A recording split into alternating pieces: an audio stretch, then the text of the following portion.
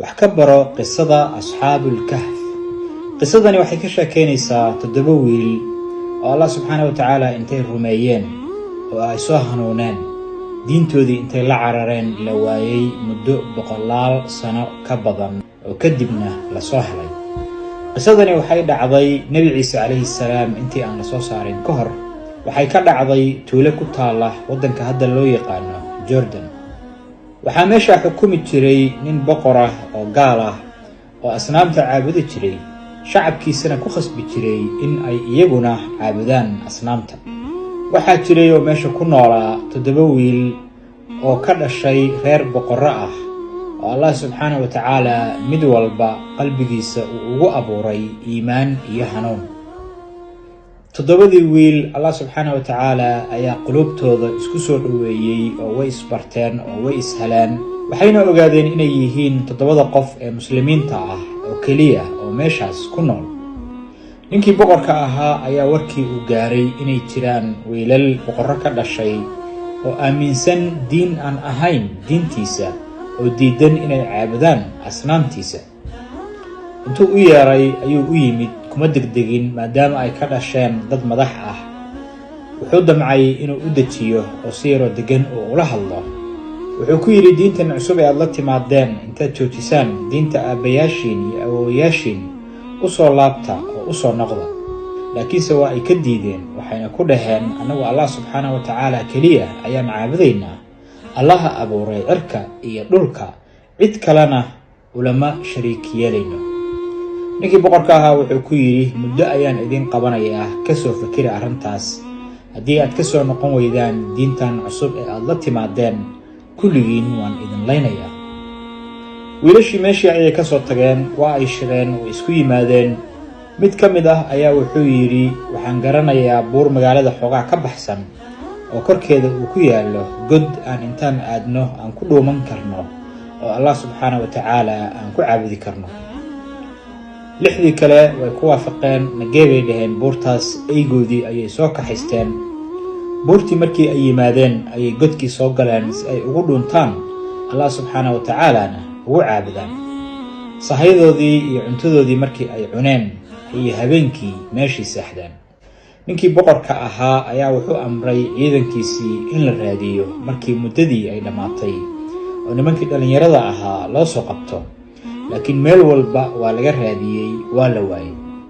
waxaa la raadinayay maalmo, waxaa la raadinayay isbuuciyo, bilo iyo sannado.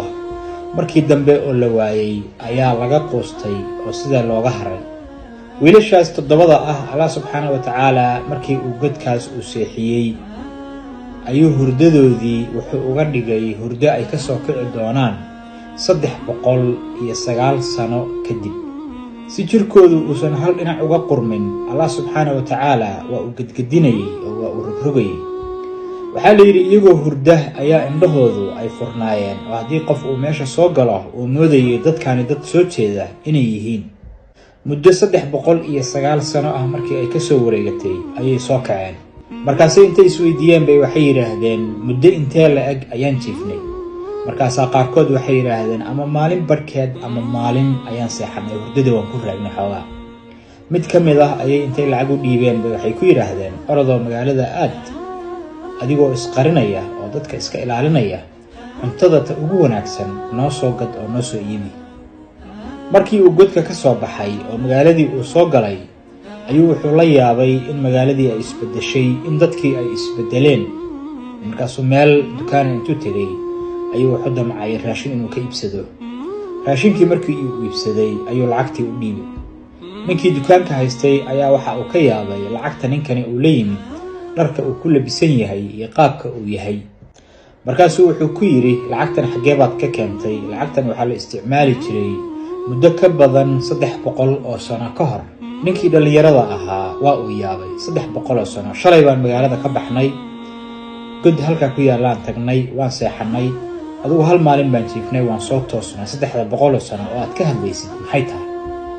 ninkii dukaanka iska lahaa wiilkii ayuu kaxeeyey, wuxuuna u geeyey boqorkii markaas joogay. boqorka xilligaa joogay wuxuu ahaa boqor muslim ah. dadka meesha joogayna dhammaantood waxay ahaayeen dad muslimiin ah oo Allah subhanahu wa ta'ala aaminsan. waxay horay u hayeen qisada 7 wiil ee diintooda intay la carareen la waayay oo laga qustay. markii uu u yimid boqorka oo qisadii uu uga dhacay ayuu wuxuu ku yiri iigee meesha ay joogaan iyo godka si aan u soo aragno. wiilkii wuxuu soo kaxeeyay boqorkii iyo dadkii magaalada deganaa si uu u soo tuso godka ay ku jireen dhowrkaas boqol oo sano. godkii markii ay yimaadeen ayuu wuxuu ku yiri inta idinku aydan u gelin anigu saaxiibaday aan u galo oo qisadu qaabka ay tahay aan uga dhaco oo aan u sheego in aan jiifnay muddo 309 sano ah. markii uu u sheegay oo uu uga dhacay oo uu dejiyay ayaa boqorkii iyo dadkii soo galeen. markii ay soo galeen oo ay arkeen ayaa Allah subxaanahu wa ta'ala 7 wiil hal mar nafta ka wada qaaday. dadkii iyagoo la yaaban mucjisadaas ayaa qaarna diideen inay aaminaan oo waxay dhaheen godkan intaan daboolno oo aan xirno aan isaga tagno.